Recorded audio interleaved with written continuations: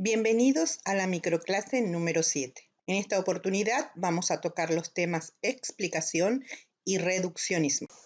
Comencemos con la explicación científica. Uno de los objetivos más importantes de la ciencia es tratar de explicar lo que sucede en el mundo. A veces buscamos explicaciones con fines prácticas. Por ejemplo, alguien quizás quiera saber por qué la capa de ozono se deteriora con tanta rapidez, a fin de hacer algo para remediar el problema.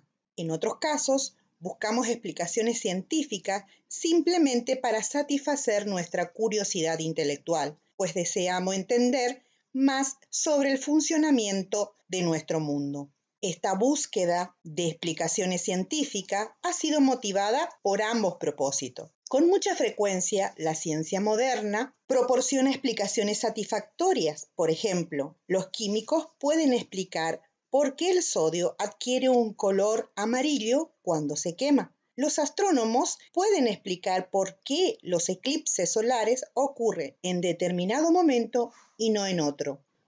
Sin embargo, ¿qué es exactamente una explicación científica?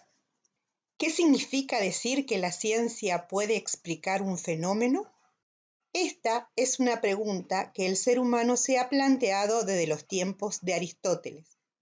Existen condiciones para poder dar una explicación, las cuales son que el hecho haya ocurrido, que el enunciado sea verdadero y que la explicación de hechos singulares y generales sea descripta por enunciados verdaderos o al menos aceptados hipotéticamente como tales. Una vez cumplido con las condiciones para dar una explicación, se van a plantear 4 formas o modelos para explicar los fenómenos. El primero corresponde al modelo nomológico deductivo. La palabra nomo significa ley. Por ello, este modelo también es conocido como explicación por leyes.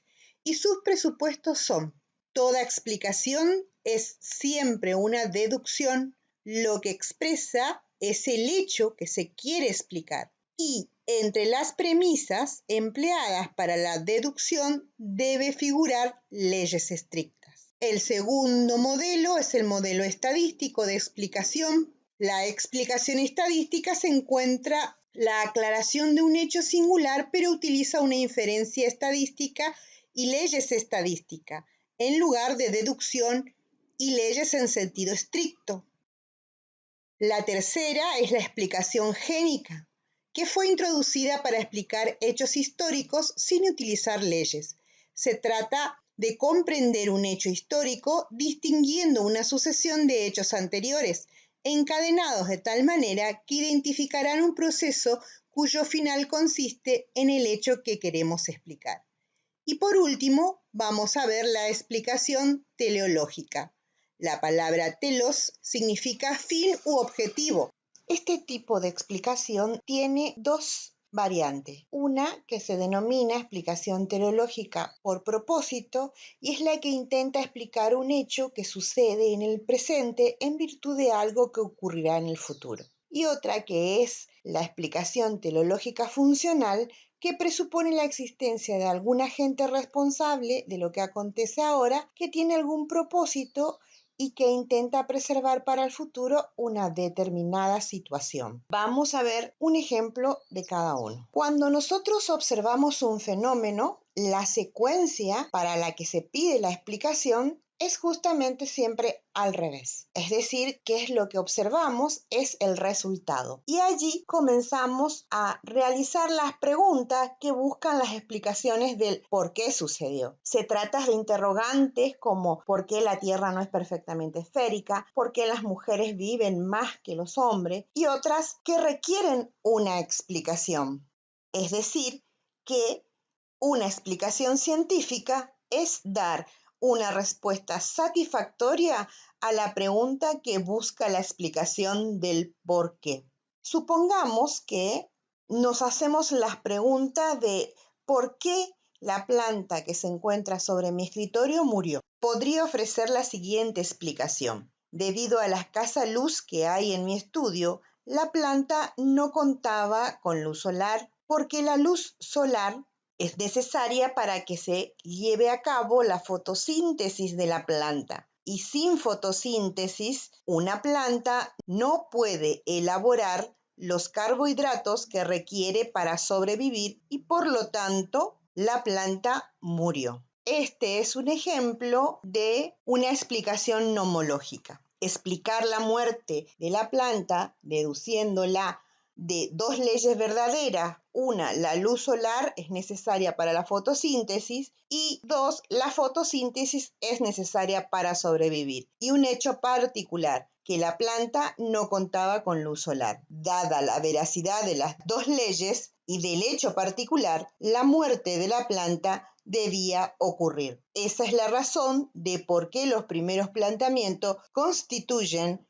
una buena explicación del último. Ahora vamos a ver una explicación estadística. Supongamos que existe una infección en el cual vamos a tener un antibiótico que es efectivo para el mismo. Entonces, lo que se explica consiste en una ley estadística. Por ejemplo, la penicilina cura las infecciones por estreptococo en un 90% de los casos, junto con las condiciones iniciales. El paciente recibió penicilina, pero no implica lo que se quiere explicar. El paciente se curó de las infecciones con certeza deductiva, sino con casi certeza o lo que denominamos alta probabilidad. Entonces, la manera de formalizar la explicación inductiva estadística indica infección por estreptococo, tratamiento con penicilina, recuperación. Y esa recuperación no es una certeza. Ahora vamos a ver los ejemplos de la explicación génica. Podemos tener, por ejemplo,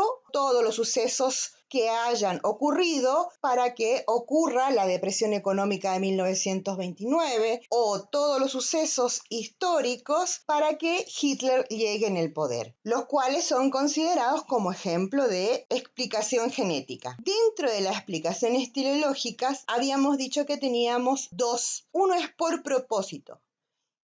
El ejemplo es: ¿por qué Juan estudia y practica ajedrez? Porque se propone ser campeón mundial. Es decir, tiene un propósito su estado actual. Por función. ¿Por qué los peces tienen aletas? Porque tiene función de desplazamiento en el agua y así poder sobrevivir. Compone todos los funcionamientos para lo que corresponderá en el futuro. Y así hemos finalizado el tema explicación científica. El siguiente tema que vamos a tratar es el reduccionismo. El reduccionismo, como tendencia del pensamiento, podría ser definido sintéticamente como el todo es más que la suma de las partes. Tal postulado nos permite deducir sobre su base que se pueden explicar las propiedades y las leyes de los sistemas más complejos por las leyes y propiedades de los sistemas más simples. Es decir, que se entiende comúnmente por reduccionismo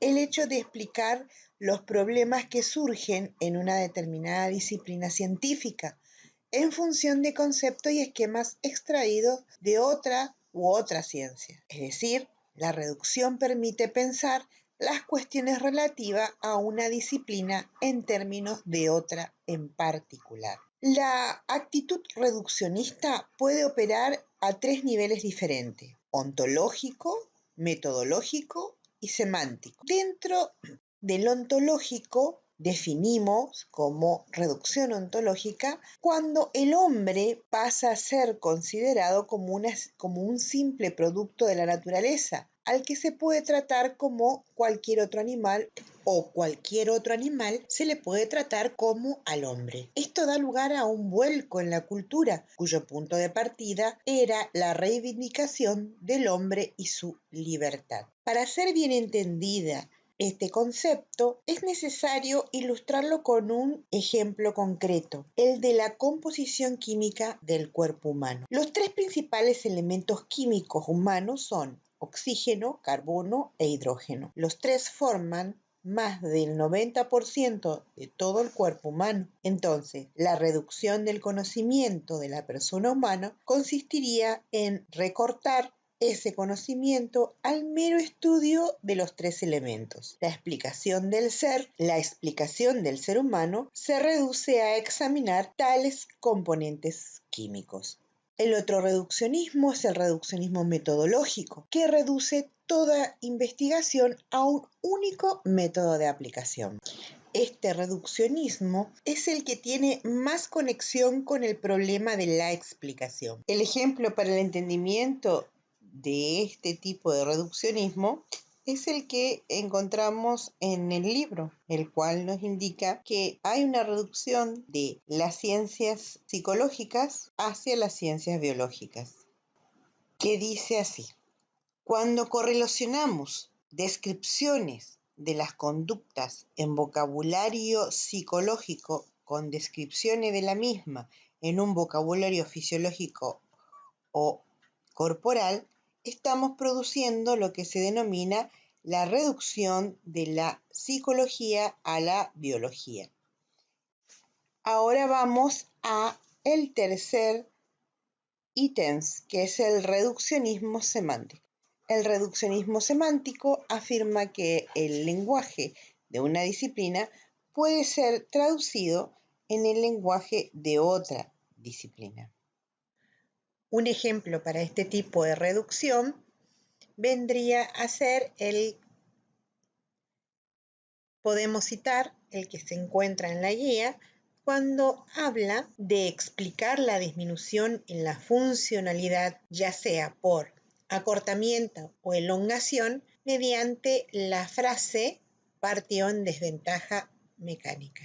Hasta aquí hemos llegado a ver reduccionismo y explicación. Les reitero que las clases teóricas son orientativas y deben profundizar con la bibliografía recomendada. Hasta la próxima.